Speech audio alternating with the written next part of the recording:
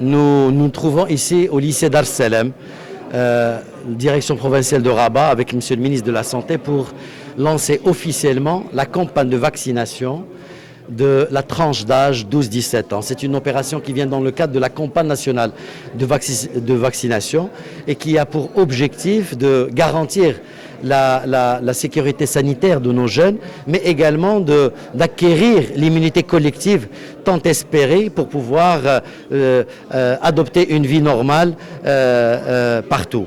Et donc, pour pouvoir lancer cette campagne de cette manière, à grande échelle, nous avons dû faire des préparatifs très importants au niveau de chaque province. Quelques 419 centres sont concernés avec des équipes mobiles au niveau rural, 3 millions qui vont être vaccinés, aussi bien les jeunes des établissements publics, privés, des missions étrangères, de l'enseignement originel, de la formation professionnelle, et donc toutes les catégories de jeunes qui sont entre 12 et 17 ans. Grosse opération importante.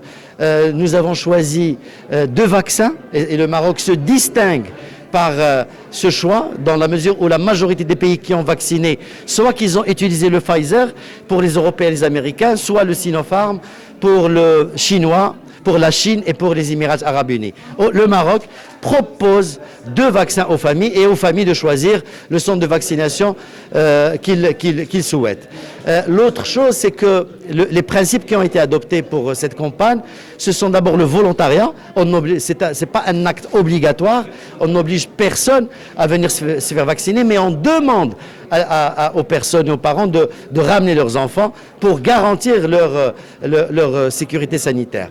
Deuxième chose, c'est que il faut absolument qu'il y ait un consentement parental et nous avons élaboré une fiche sur laquelle apposent la signature les familles, comme quoi ils ont accepté de faire vacciner leurs enfants. Et je pense que cette mobilisation collective entre le ministère de la Santé, l'Éducation nationale, l'Intérieur, fait que cette campagne, Inch'Allah, va être une campagne réussie avec l'adhésion et l'acceptation des familles. Les établissements scolaires qui vont atteindre 100% de vaccination vont devoir et pouvoir faire le mode présentiel tant demandé par les familles. Mais il faudrait que je rappelle, comme je vous ai dit au début, que cette campagne de vaccination, la vaccination des jeunes va demander au moins 10 semaines.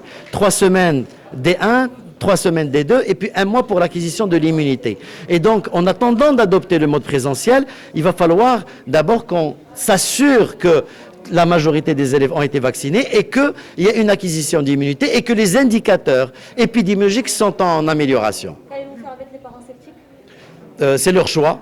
Pour le moment, le choix leur est donné pour ne pas ramener leurs enfants à se faire vacciner. Et on accepte ce choix. Aujourd'hui, nous assistons au démarrage de la campagne de vaccination scolaire.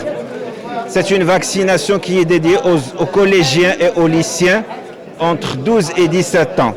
Elle va permettre de protéger ces enfants, cette catégorie d'enfants ou de personnes de cet âge, parce que dernièrement, nous avons assisté à des personnes de cet âge qui sont prises en charge en réanimation dans cette situation grave.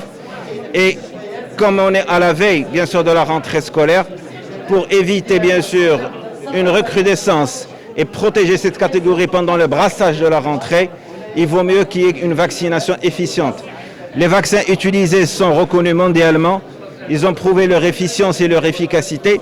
Les comités scientifiques se sont attelés sur la question. Ils ont recommandé la vaccination en toute sécurité, bien sûr, de ces catégories d'enfants.